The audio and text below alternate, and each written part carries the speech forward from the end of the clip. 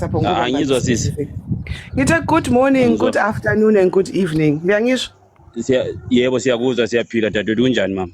Hayi ngiright mina linjani baba?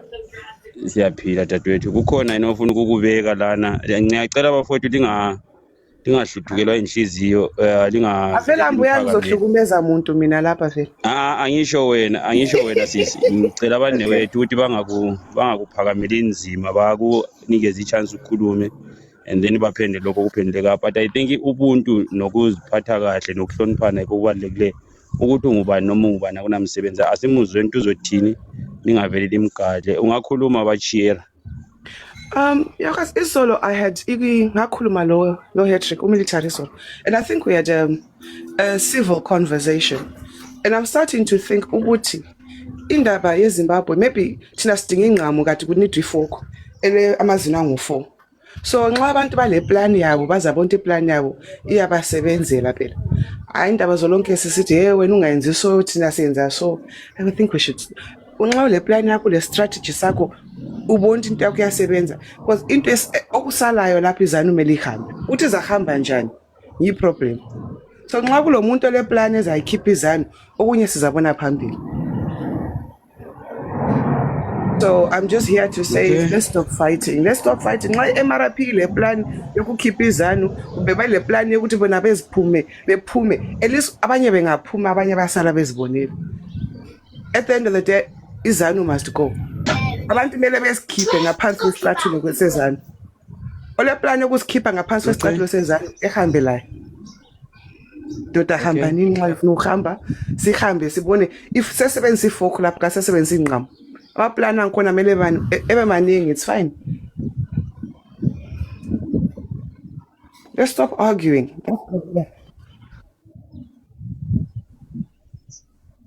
Sengikhathele hayi sendiniwe sengikhathele. Ngithi uyabona luma umfila vele njalo uthi into abangayifiniyo yizani into efunakala eZimbabwe. We need umuntu ozamala abantu hayi umuntu ozomala ukuthi mina ngimala amandebele.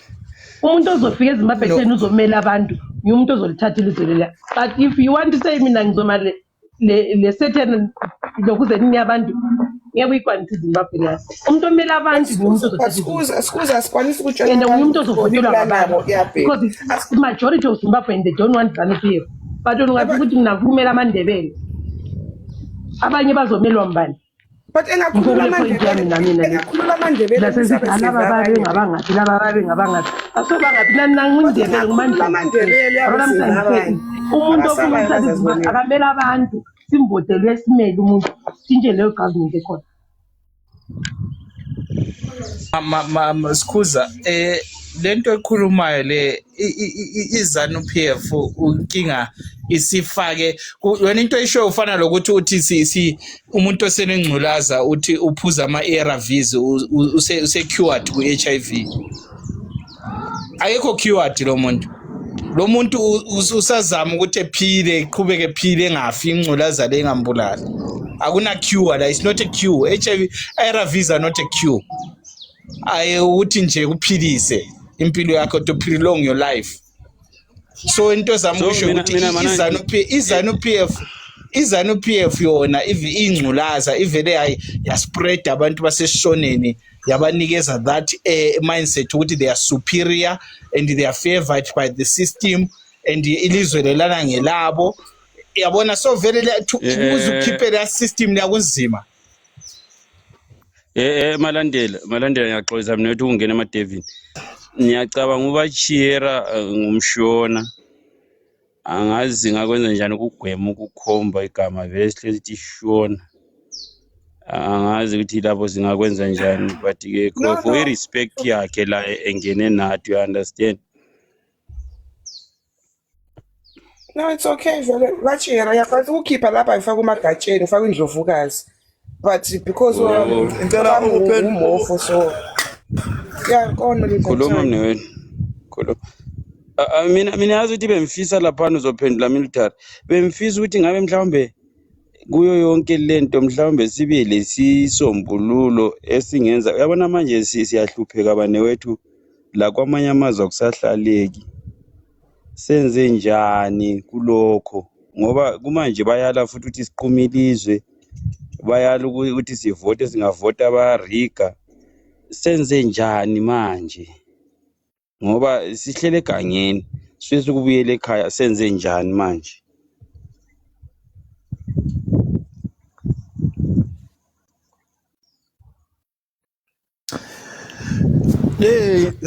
Sembuyile bheke bafowethu Lijani, kodwa hayi siyalizwa liyakhuluma. Uyazi ukuthi mina kulento one engizolitshela yona, yize abanye bengeke bayithande.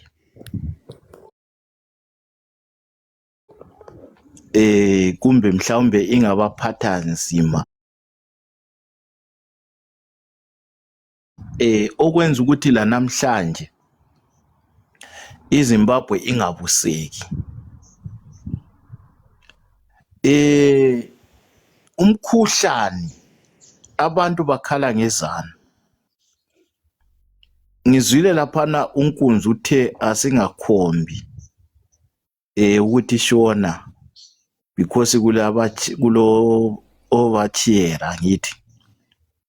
Kodwa kwesinye isikhathi la liqiniso liyadinga ukuthi silikhulumeni ezilonke kungabanga lenhlamba phakathi.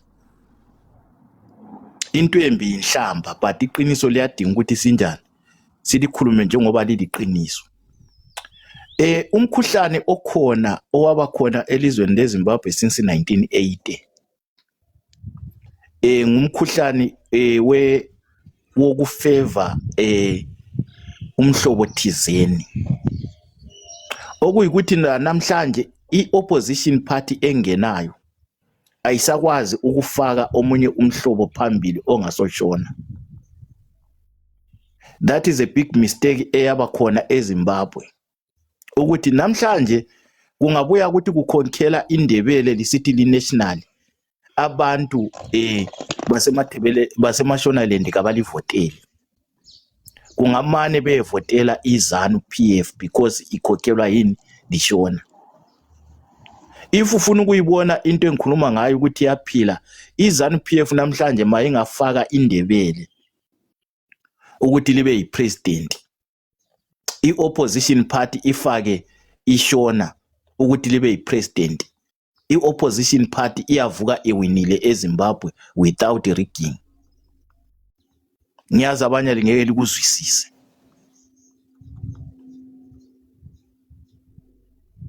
Uqedile malandela mana sifuna uLilian akhulume sikuzwile. Lilian ngena lapho. uLilian ngiyimbone campaign kakhulu eMRP. Ngena Lilian. Sivuka President Xolisi Mawuvi. Salibona. Sivuka siyaphila qhaweka Sawubona. Hayi ngiyezwakala, ngiyazizwa inkulumo abantu bathi sikhiphe iZanu PF, but I think this statement is now being used to demoralize people or to confuse people to ukuthi sihlale ndawonye singayiphambili, thinking ukuthi iZanu PF is the problem. If we remove it kuzoba nempumelelo. I think abanye abantu they want to use us ukuthi si remove iZanu PF, bona bayohluleka ukuthi bayikhiphe because now 45 years now still have 45 years abekhona ama opposition ama 45 years zonke lezi iZanu PF ibusa, but angikaze ngibone kuwina any opposition. So iZanu PF na ibona babuya lapha basitshela ukuthi asikhiphe edala ngathi the play ukuthi sicabanga ukuthi mhlawumbe singakhipha iZanu PF kithi as the people of Mthwakazi sizoba notshintsho, but utshintsho angeke lizobe khona namhlanje. Ngithi kini mina elithi sikhipha iZanu PF, thina kithi iZanu PF asinkinga, i-right iZanu PF ibuse khona ngapho eZimbabwe kini, but thina as the people of Mthwakazi we don't want anything to do with Zimbabwe. We want our Mthwakazi nation. Sizimele sisodwa singumthwakazi. iZanu PF yekeni libuse khona ngapho le remove ali remove is up to you there, but don't use us to remove iZanu PF. Angithi lihleli lithi lina numbers lina libaningi ngapho. Paul thina ngapha kithi esibalishwana lifunani thina kithi ukuthi sikhiphe iZanu PF. Thina here in Mthwakazi we now don't recognize iZanu PF. seriously sesi-recognize i-system, and the only tribe that has absorbed the system of ZANU-PF is one tribe, which is Shona tribe, which is oppressing us, colonizing us, treating us as second-class citizens. So for us ukuthi umuntu asitshele ukuthi hayi asiremove ZANU-PF ufana nomuntu odlalayo vele sisebenzile kakhulu siliberate iZimbabwe lana, but today abantu bakomthwakazi abayiliberate iZimbabwe yibo abahlupheka kakhulu. Ukudla abantu abangazange bayilwele iZimbabwe, abantu bakithi abalwele iZimbabwe abadli vele ngathi abadla abekho totally, but namhlanje sebefuna futhi ukuthi basebenzise sikhiphe iZANU-PF. After sesiyikhiphile bazofaka omunye umuntu futhi kube yi-same thing thina singumthakazi esiyibonayo, babuye futhi basincindezele sibuye sikhale futhi as people omthakazi. Thina singumthakazi sifuna into ezosikhulula, esingeke futhi saphinda sikhale, esizothi even abazukulu bethu lesizulwane zethu sizobuya sijabula sithi hayi nanti ilizwe lethu nangumthakazi wethu. For now lokho remove iZANU-PF is not the solution to us. Thina we have only one solution now, yokuzimela sisodwa singumthwakazi, to separate from ama oppressors wethu, from laba abantu abasibusayo, laba abasihlukumezayo laba, because yes ukhulumile lapha host ukuthi abantu bakithi bagcwele phandle kwamazwe, bagcwele phandle kwamazwe abantu bakithi. Because of what? Because of the system that only favors one tribe. The one tribe is ruling left, right and center. Do like eqinisweni comrade singakhi maybe kube kuthiwa umuntu uthi mhlawumbe asikhiphe le tribe ebusayo le ya beyizovuma mhlawumbe, but vele as long as la tribe yethu ingena under iZANU-PF alukho ukuthi because bazoba control lapha, kodwa ke asikhipheni konke, asisuseni konke iZANU-PF kithi neZimbabwe namashona konke kusuke kithi kuhambe kuyole komthwakazi. Ngiyabonga. Siyabonga Lilian, siyabonga. Ngihlala ngubona lokuzeni kuma content wakho, kodwa siyajabula ngokufika kwakho lana. Bachir uthe ufuna ukuphendula, after that kuzongena uMthiyana. Ngizaphendula mbijana, but ngicela ukuphendula ngesikhiwa because vele isindebele sami lesishona sami. Hayi, go ahead my sister. Sixekile vele. Really mina what I said is solution elapha maybe phela ayiso solution eyodwa. So nxa lina if MRP can free abantu bokumthwakazi from iZANU-PF, hayi we will clap hands sibili, because at least kulabanye abasephumile. Antsho nxa lingakwazi ukukhipha iZimbabwe yonke it's fine, khiphanini laba likwazi ukubakhipha behambe beyoqhubeka, and then they succeed, and we'll be happy. Because okusalayo abaphume, I feel like ama-Zimbabweans were not angry enough. So if umthwakazi can remove themselves, maybe lawa mashona azazunda. Because into singelayo lapha, people are not angry enough. So if you can free abantu bokumthwakazi, go for it. At least abanye bebe free. Because maybe we can't all be free. Abasalayo bayasala bayazibonela. I don't have a problem. I think I've come to accept ukuthi indaba yokuthi sibumbane sibe ngiZimbabwe, maybe that's not even the solution. Abanye bengaphuma, at least abanye sebephumile kuzasala abasalayo.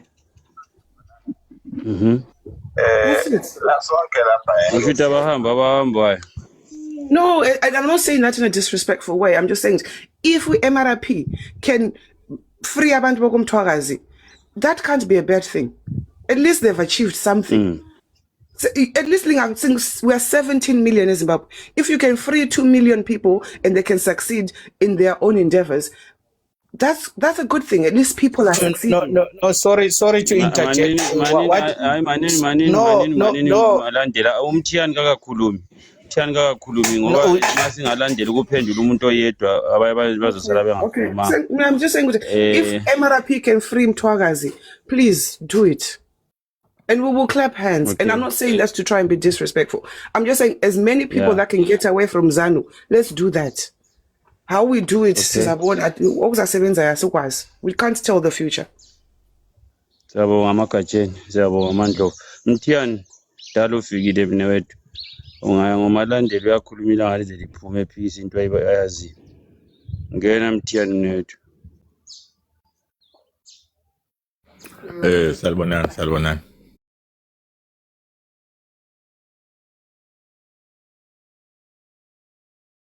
Mbulise kuphane baba njani? Siyaphila. Hayi siyaphila. Ngibingelele laba phansi lapha. Ngiyezwa indaba ekhulunywayo lapha. I think uhlupho esuke sibe lalo sisuke singene ngenhliziyo. Kungena into esiphethe ukuthi nje abantu kubonisana ukuxoxa nje. Engunazelelayo abantu basuke ba-analyze ukuthi mawukhuluma bakufake lapha babefuna ukukufaka khona. Kathi lapha ikubonisana ukuthi kungenzwa kanjani ukuthi impilo iqhubeke sibe leZimbabwe engcono. Asikhona ukuthi sesiyiphathi.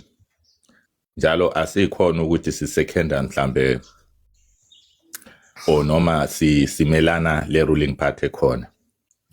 But inkulumo ibuya ngesimo sokuthi sibhekane lalokho esikubonayo ukuthi akusiphilisi kahle. So lapha kuyukuthi ukubonisana ukuthi singenza njani ukuthi size siphilisane kahle singamaZimbabweans. I understand ukuthi kulama tribe amabili abhekana ngamehlo abomvu. Ngishona side and Ndebele side. And ukuthi Ndebele side kugoqela eminye imihlobo eminenganyana. La ngale kushona side kunjalo. Asikho nto wonke umuntu olishona amashona kulamazezulu kulalo zonke ngezigaba zakhona. And engubonayo eZimbabwe eziZimbabwe akusikhona uhlupho lolesilalo noma abantu abalubonayo. Noma mina ngikhuluma isiNdebele. Lubona ngamaNdebele wodwa. Laba khona esishoneni balubona uhlupho lona lolo. Engicabanga ukuthi ekhaya laphana eSizimo ngicabanga ukuthi ufunakala nje umuntu ozaba yileader ozaba yileader abantu bonke. Engafiki lo moya wokubandlulula certain people. Amaphutha ake siwalungise ngamaphutha. Uyafuna ukuthi silungiseni izinto ngendlela eqondile. Bese kusithi ungayona uthola umuntu esona la angeke ufike umncedise uwone lawo. Ufanele udinga wabomthetho umbambe umhambise ebantwini bomthetho. Kwenziwe istatement. Ungenza istatement wona usuyicomplainant. Ungaba yicomplainant uzafunakala ecourt for ubufakazi bakho le statement osenzile. Uhambe uyochasisa ukuthi umthole senzana umuntu lo kusenzakalana. Then uyathola isijezisi umuntu ofana nalo. But singathatha umthetho sufake ezandleni zethu akulanto esizayilungisa. Engunanzelelayo singena ngamaphimbo. Silwa labo bonke abantu abesishoneni balala abesindebeleni balwa le besishoneni. But doesn't mean ukuthi i-ruling party le ithandwa ngabantu besishoneni bodwa. Njalo i-ruling party le asikho ithandwa abantu besindebeleni bayithanda okungayenziwa abantu besindebeleni. Kodwa ke uhlupho lukhona kubalance libonke abantu. Ukuthi ngabe otha abantu bona laba abampofu bayabhekelelwa bephila kahle.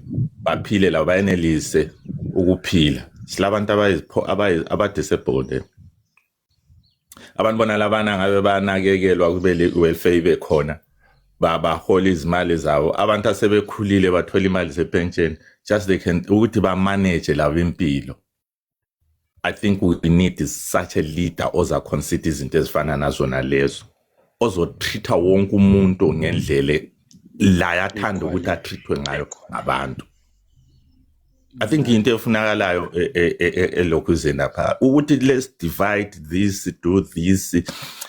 Ambona ukuzasenzela thina silenzondo kangaka. And ukuthi abantu bangaqhubeki. Do you know ukuthi mawungavote automatically maye kungazange bele death certificate yakho automatically ungena ku ruling party. Akujiki ungayekela ukuvota ube kwathi ibizo lakho lingenile ngale uvumelana nakhona lokho okwenzakalayo i ruling party. So ngezinye izinto fanele sizinanzelele, kodwa into engicelayo kuphanele bengicela abantu bangangeni ngezinhliziyo bantu. Uhlupho noma sulubona lapha ukubonisana sikhona ukuthi sokuyiphathi le ukuthi impela angisabonani lo ubani la angisafunda ngibona, hayi angeke usenzele lutho. This is why noma singatholakala kube lo muntu ongaba ngomunye umholi wethu kwa, but mayizi lo silenhliziyo noma silomoya ofana naloyo akulanto esiyenza empilweni. Sifakana nje umoya omubi owenzondano futhi ongeke usenzele sibe lentuthuko la kusasa. Yabonga. Yabonga. Lilian Phendula lapho ngathi ifoni yami sisiwile ukuzeni malandela. I-battery yasepheli ngathi ngizovala manje. Ngizohamba malandela uzosala ulandela le. Okay. Ukukhuluma usemphumuzo uzosala usufundisa. Ya. Hayi khona ngiyeza mthiyani lapha na, but you must know ukuthi that name Zimbabwe alone li-tribalist lona ngokwalo, li-tribalist. So wena if like ungakwazi ukuthi uZimbabwe umeleni, or uZimbabwe igama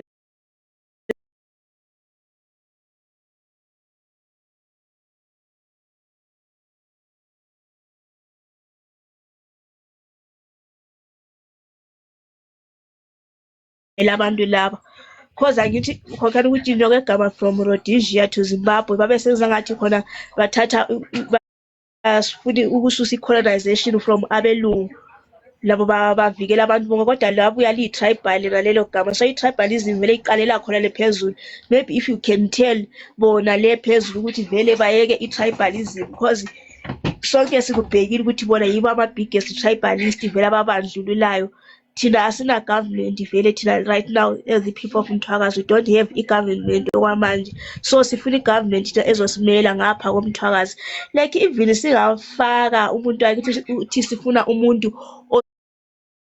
ozoma laphana mela abantu bonke komthwakazi, angeke kwenzeke lokho, because bona they will never vote for a Ndebele person. They will never vele eMashonaland or Mashona vote for Indebele person. Look at ukuthi unkomo bamenzani bamdlala kanjani unkomo. So ukuthi sibe sibuyisela ezintweni ezisemuva le, sibuyisela into eyi-once round ndawonye, asisafuni bantu bakithi, asisafuni ube sisezinto eyi-one siround, sesifuna into ezosisa phambili thina. The only solution ezosisa phambili ukuthi sibizimele thina singumthwakazi kuphela, hayi kube kuyisilizana i-PF, hayi sifuna i-government lokho vele into eyehluleyo lokho. Angithi sikuzamile sonke, konke kuzanyiwe uku-remove izana i-PF kwehlule, wazanywa ukuthi kubumbane kwehlule. Nampana othiwa ngoba namakhuphe babenzeni khwale ku-presidential phezulu khwaye, cause nguyindebele akumelanga abuse. Pho okunye labe selikufuna ukuthi balitshengise ukuthi abafuni kuphatha Ndebele yikuphi okunye labe selikufuna. Kufuneka ukuthi size sife mhlawumbe basiqede dududu. Yikho elikufuna abalokho esithi lifuna umuntu ozosimela ozoma lapha lathi sebusa sonke. Ngeke kwafa kwenzeka lokho, vele kwehlule. Abanye ama-tribe ayisilutho under Zimbabwe. I-tribe eyi-one kuphela yiyo erulayo eZimbabwe, ye-recognizwa under Zimbabwe. Even hayi lethi lokho zikhuluma abalandeli. Ubalekela Mina into bemvuka ukuyiphendula ukuthi uChera sehlile lapha. They always have that statistic that is not realistic. Ayikho lento le ukuthi we are 2 million. Where did he get that? Where did she get that? Ukuthi we are 2 million people out of 70. Uyithatha